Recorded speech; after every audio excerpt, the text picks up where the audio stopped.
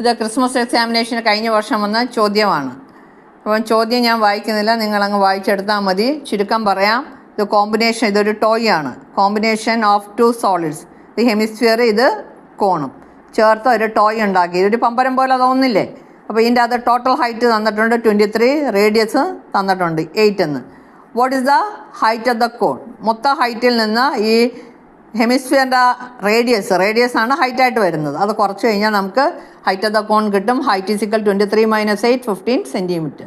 now slant height of the cone, ഇവിടെ ആ ചെറിയ ട്രയാങ്കിളിൽ ഞാൻ മാർക്ക് ചെയ്തിട്ടുണ്ട്. Slant height is equal to √15² + 8² √289 is equal to 17. Surface area, അപ്പോൾ സർഫസ് ഏരിയ നമ്മൾ രണ്ട് ഫിഗറിൻ്റെയും കേർഡ് സർഫസ് ഏരിയ ആണ് കാണേണ്ടത്. ഇതും CSA of hemisphere plus CSA of cone equals to πr² + πrl. Value എല്ലാം കൂടെ നമുക്ക് 264 π cm² എന്ന് കിട്ടും. ഓക്കെ.